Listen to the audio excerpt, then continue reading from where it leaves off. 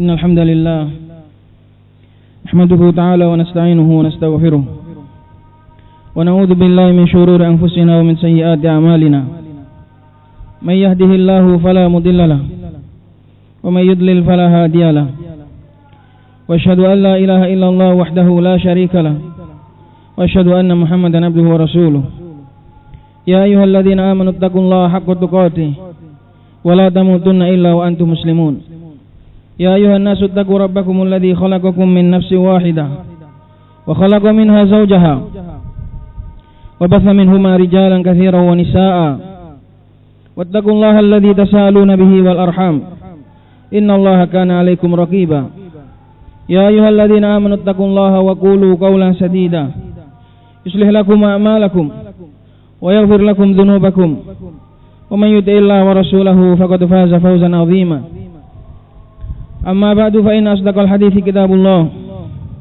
وخير الهدى هدى رسول الله صلى الله عليه وعلى آله وسلم وشر الأمور محدثاتها وكل محدثة بدعة وكل بدعة ضلالة أيها الناس. Di antara nikmat Allah Subhanahu wa taala yang paling besar adalah seorang hamba diberikan furqan, diberikan cahaya untuk membedakan antara al-haq dan al-batil. Karena tidak semua hamba, bahkan tidak semua mukmin mendapatkan hidayah, mendapatkan pemberian yang satu ini. Hanya diberikan oleh Allah Subhanahu wa taala kepada mereka yang benar-benar memaksimalkan usaha dengan penuh ketulusan, bertakwa kepada Allah Subhanahu wa taala. Allah Subhanahu wa taala berfirman, ya ayyuhalladzina amanu in tattaqullaha yaj'al lakum furqana wa yukaffir 'ankum min sayyi'atikum. Maka tidak semua orang mukmin mendapatkan furqan. Karena Allah Subhanahu wa taala memanggil orang-orang yang beriman dan mensyaratkan jika kalian bertakwa kepada Allah, maka Allah Subhanahu wa taala akan memberikan kepada kalian furqan.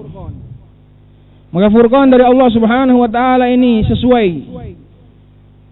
dengan kadar ketakwaan seorang hamba. Semakin ia jujur, semakin ia tulus, semakin berusaha untuk bertakwa kepada Allah Subhanahu wa taala, maka semakin besar pula furqan yang akan diberikan oleh Allah Subhanahu wa taala kepadanya. Maka nikmat furqan, nikmat bisa membedakan antara al-haq dan al-batil, antara yang terbaik dari yang baik dan juga yang terburuk dari yang buruk. Ini adalah nikmat yang sangat besar. Karena itu Allah Subhanahu wa taala berfirman, ya yahdi bihillahu man ittaba'a ridwanahu subulas salam wa yukhrijuhum minadh dhulumati ilan nur biidnihi wa yahdihim ila siratim mustaqim. Diberikan hanya kepada orang yahdi bihillah, Allah akan memberikan hidayah dengannya kepada man ittaba'a ridwanah, yang mau mengikuti ridwanah, benar-benar mau mengikuti keridhaan Allah Subhanahu wa taala. Diberi itu petunjuk kepada subulas salam, jalan-jalan keselamatan. Wa yukhrijuhum minadh dhulumati ilan nur, dan dikeluarkan dari kegelapan menuju kepada cahaya. Biidnihi, dengan izinnya. Wa yahdihim ila siratim mustaqim, dan diberi petunjuk kepada jalan yang lurus. Karena itu nikmat al-furqan adalah nikmat yang besar. Terlebih lagi di masa-masa, di waktu-waktu yang di situ dipenuhi dengan kegelapan, banyaknya fitnah, tunggang langgang, saling tunggang antara hawa nafsu dengan syaitan. Maka pada saat tersebut kebenaran akan semakin sulit dibedakan, karena didukung oleh dua faktor.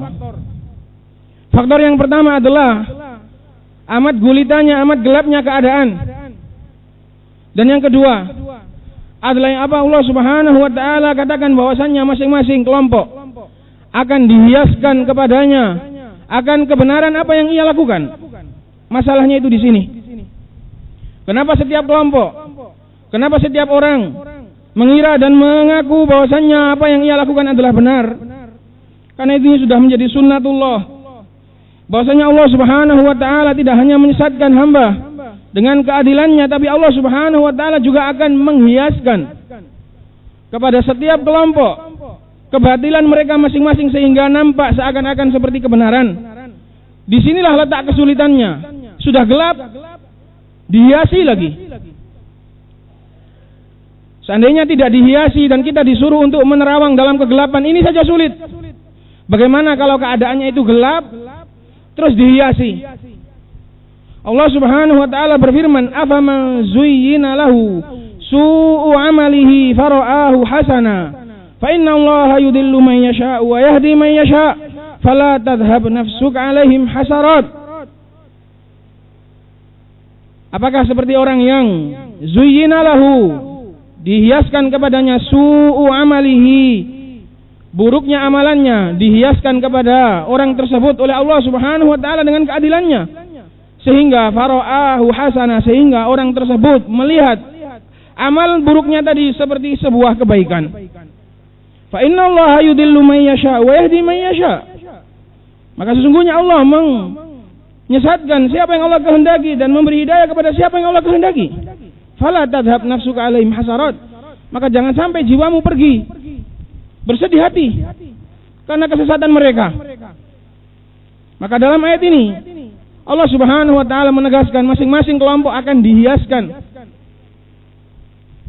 kebatilannya sehingga mereka mengira itu adalah sebuah kebaikan.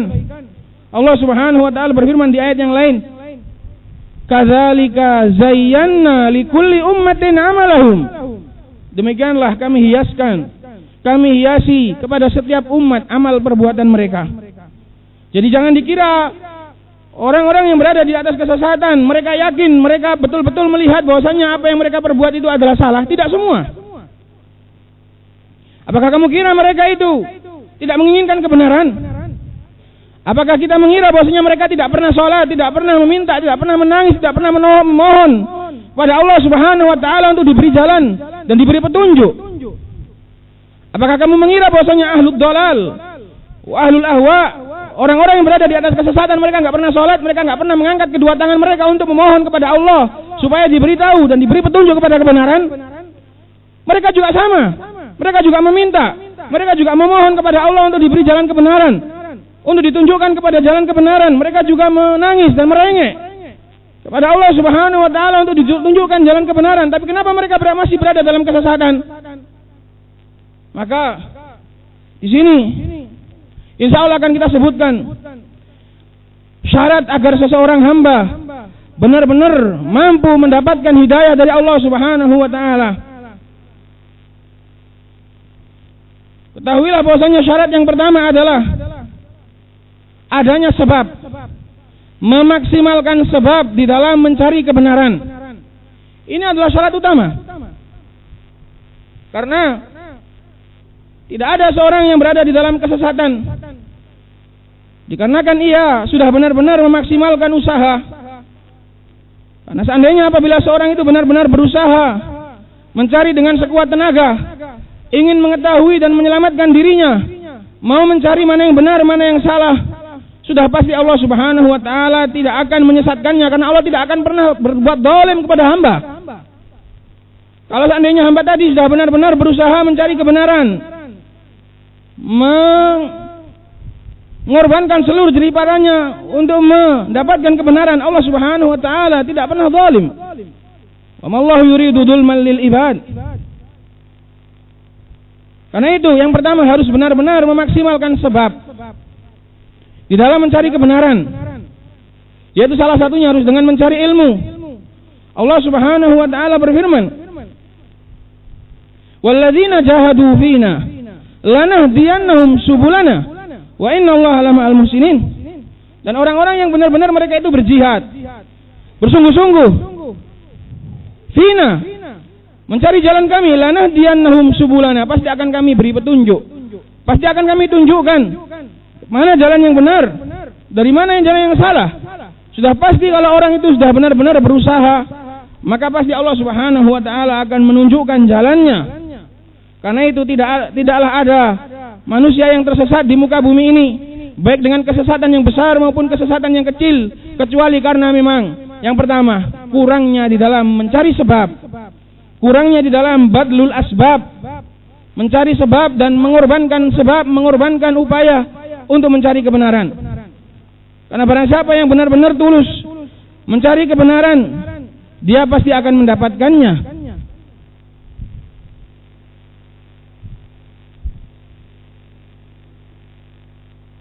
Alhamdulillah, salatu wassalamu ala Rasulillah wa ala alihi wa sahbihi wa man walah, amma ba'd. Syarat yang kedua agar seorang hamba benar-benar mendapatkan hidayah dan ditunjuki kepada jalan kebenaran adalah hilangnya mawani. Kalau tadi adalah adanya sebab pendorong, maka yang kedua adalah hilangnya mawani, dan ini sudah syarat dalam segala hal. Dalam wujudnya segala hal pasti harus terwujud, pasti harus teradakan dua hal ini, adanya sebab dan hilangnya mawani. Dan tadi hanya sebagian sebab yang kita sebutkan, karena sebab ada banyak sekali untuk mencari kebenaran, untuk mendapatkan hidayah itu banyak sekali, tapi itu tadi salah satunya. Adapun hilangnya mawani adalah dengan cara membersihkan hati dari kotoran-kotorannya, berupa kiber, berupa kesombongan, berupa ketidakjujuran, berupa kedustaan yang ada di dalam hati. Karena percuma seorang hamba mau mencari hidayah sampai lelah, sampai mati pun, kalau hatinya dipenuhi dengan kotoran-kotoran tadi, hidayah nggak akan bersatu, hidayah nggak akan merasuk. Karena itu percuma seorang di dalam menempuh sebab, mencari hidayah, mencari kebenaran sampai lelah, kalau hatinya belum dibersihkan, dia belum tulus kepada Allah Subhanahu wa taala untuk menerima kebenaran tersebut. Allah Subhanahu wa taala berfirman, "Sa'asrifu an ayati alladziina yatakabbaruna fil ardi bighairil haqq wa ayyaraw kulla ayatin la yu'minu biha wa ayyaraw sabilar rusdi la yattakhiduhu sabila wa ayyaraw sabilal ghayyi yattakhiduhu sabila." Barang siapa yang di dalam hatinya ada kesombongan, ada kiber, walaupun hanya sebintik saja, Allah Subhanahu wa taala Maha tahu, dan Allah Subhanahu wa taala akan palingkan dia dari kebenaran sesuai kadar kesombongan yang ada dalam hatinya. Semakin besar, semakin banyak kebenaran yang ia dipalingkan darinya. Semakin sedikit, maka semakin diharapkan agar ia bisa mencapai kepada kebenaran. Karena kebenaran tidak akan pernah bersatu dengan kesombongan dalam hatinya, dengan kedustaan, dengan ketidakjujuran. Karena itu syaratnya, setelah mengusahakan dengan sekuat tenaga, harus menepis halangannya berupa sifat-sifat buruk, berupa ketidaktulusan yang ada dalam hati. Karena Allah Subhanahu wa taala juga berfirman di ayat yang lain, "Ya ayuhan nabiyyu, qul lima fi aydikum minal asra, iya'lamillahu fi qulubikum khaira yu'tikum khaira." Katakanlah wahai Nabi, bahwasanya jika Allah Subhanahu wa taala, qul lima fi aydikum minal asra, katakanlah kepada para tawanan-tawanan yang ada di depanmu, iya'lamillah, jika Allah itu tahu, fi qulubikum khaira, dalam hatimu ada kebaikan, yu'tikum khaira, Allah pasti akan memberikan yang lebih baik. Jadi tidak mungkin orang itu tulus, benar-benar berusaha sekuat tenaga untuk mencari kebenaran, dan dia sudah jujur, tulus, menghilangkan seluruh kotoran-kotoran yang ada dalam hati, kemudian dia nggak dapat hidayah, ini nggak mungkin. Maka seluruh orang yang tersesat di muka bumi ini, yang mereka tidak berada dalam kebenaran dan menyelisih kebenaran, pasti punya dua kesalahan ini. Kalau nggak kurang di dalam menempuh sebab, maka dalam hatinya ada penghalang. Itu sudah rumus, nggak mungkin.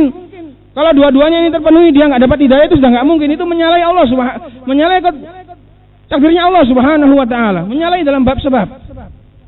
Maka bagi orang yang benar-benar ingin diberi hidayah, diberi petunjuk oleh Allah Subhanahu wa taala, harus menempuh dua perkara tadi. Benar-benar berusaha dan menghilangkan mawani yang ada di dalam hati seseorang. Tulus, jujur pada Allah Subhanahu wa taala agar hidayah itu meresap secara alami ke dalam hatinya. Karena kalau tidak seperti itu, mau dipaksa, didorong dan diberikan, dipompa dengan apapun, hidayah nggak akan pernah meresap. Karena hatinya nggak layak untuk diresapi hidayah. Dipompa dan didorong oleh manusia seluruh dunia pun nggak akan bisa. Karena hidayah itu di tangan Allah Subhanahu wa taala. Innaka la tahdi man ahbabta walakinnallaha yahdi man yasha. Maka itulah rahasia yang Allah Subhanahu wa taala beberkan.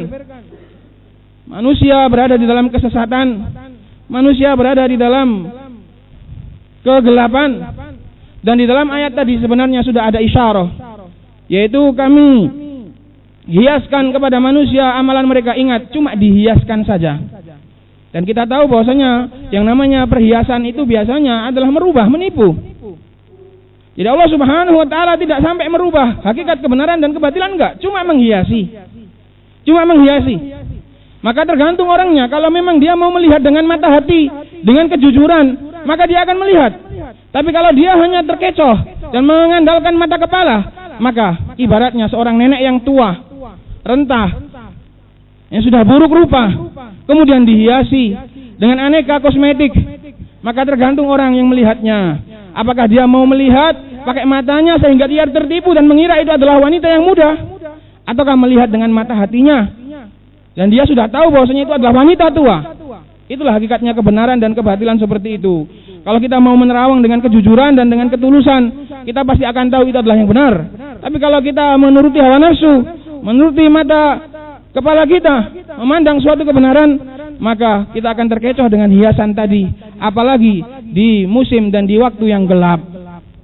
Maka keberadaan dunia ini gelap, ini adalah sebagai fitnah dari Allah Subhanahu wa taala, supaya kita lebih benar-benar lebih maksimal lagi di dalam mencari kebenaran, di dalam beragama kepada Allah, supaya lebih jujur. Kenapa? Karena semakin gelap ruangan, itu artinya tugas mata itu semakin disuruh untuk dilipat gandakan. Semakin terang cahaya, mata lihat sedikit saja sudah lihat. Tapi ketika semakin redup, tugas mata semakin berat. Semakin gelap lagi, mata semakin dipaksa lagi untuk melihat. Demikian juga dalam mencari kebenaran juga seperti itu. Semakin gelap suasana, semakin tidak terlihat, maka mata kita harus kita maksimalkan untuk menerawang.